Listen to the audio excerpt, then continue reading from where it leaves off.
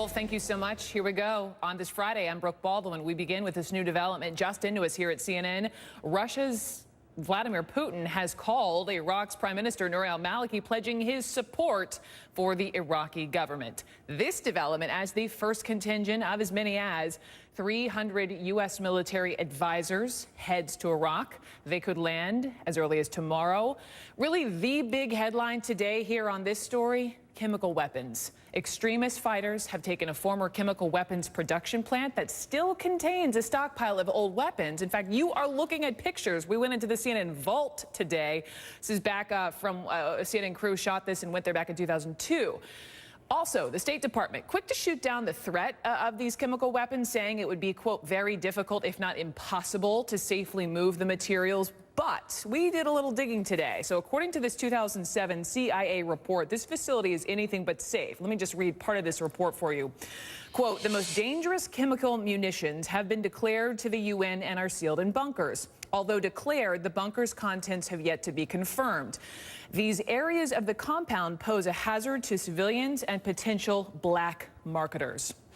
Among the chemical agents once produced in this sprawling complex, you have mustard gas, sarin, and VX. This is a nerve agent. So, bigger picture, Arwa Damon, let me bring you in, our senior international correspondent, and Lieutenant General Mark Hertling rejoining us again this week, commander of U.S. forces in Iraq from 2007 to 2009. So welcome to both of you. And Arwa, let me just begin with, you have been to this plant. What was it like? And could these terrorists, could this ISIS group weaponize the chemicals?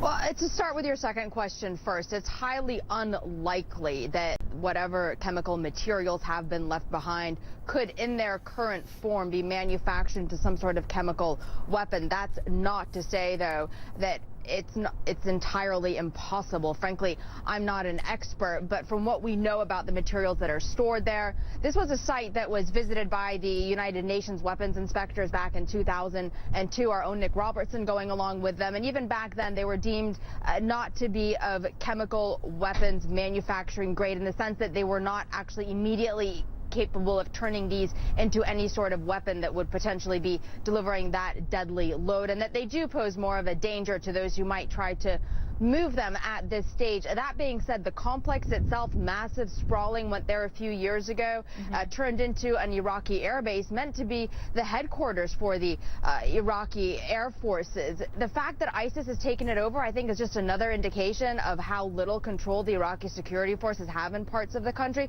but also the potential dangers, the very real dangers that lie out there by having these materials in the hands of that kind of an organization. Okay, so Arwa, stand by. I've got another question for you, but General, just on the same notion that they have this this compound, this chemical weapons compound. State Department doesn't seem too concerned. You said you heard Arwa say highly unlikely they could weaponize them. Are you concerned at all? I'm not, Brooke. I've been to Mathana as well. In fact, we had military forces stationed near there out of the 1st Armored Division in 2007. It has been a cleared compound. There are some remnants of items there, but not anything that's dangerous. I think Arwa put it quite frankly that this is not something to be of a major concern. It's dangerous because some of those areas are sealed, but I actually think part of the reason for these terrorists going there is because of some of the facilities are there that they might be using, and the potential for using that as a staging area for perhaps attacks into Eastern Baghdad. So less about the actual chemical weapons and more about just the sheer physicality, the compound itself. General, let me stay with you because I'm about to talk to Michael Holmes in a minute. I know he was embedded with you some years ago, and he was bringing up this great point, which is we have this, 300 or so military advisors, U.S. military advisors headed to Iraq. But what is it that they will share with, teach, work in tandem with these Iraqis that the Americans didn't do for a decade? Well, you're likely going to see these troopers, very competent special forces, special operating forces, not only helping the Iraqi forces in their maneuver, perhaps in their synchronizations of various aspects of combat power, even things like helping them with close air support, artillery firing, maneuvering against the enemy. But we had the similar forces there in 2007, 2008, and for most of the conflict there. These are great soldiers. They will not only help the Iraqis, but truthfully, they will also provide some significant intelligence to the United States too. They have extremely good communication packages, both satellite intel packages and conventional packages, which can link in to all of U.S. intelligence assets. So I think they're feeding information to the United States on the status of the enemy and also the status of the Iraqi security forces. And no, I was just saying that therefore that intelligence could possibly be used down the road for these targeted airstrikes that have been discussed, but not as a definite, right? Go ahead, finish your thought, General. No, part of the President's comments yesterday were helping with intelligence, surveillance, and reconnaissance. It's not just for the Iraqis, it's for us, because as he also said in his speech yesterday, the movement of ISIS forces and other insurgents are a national security concern for the United States. Of course. And Arwa, on ISIS, we know we've talked a lot about the sophistication, also as it pertains to their role in social media. And so they've posted these videos, among them this recruitment video here out recently. Are you getting a sense that these videos are successful, that people are defecting to ISIS, particularly these Sunnis who may feel they have no other choice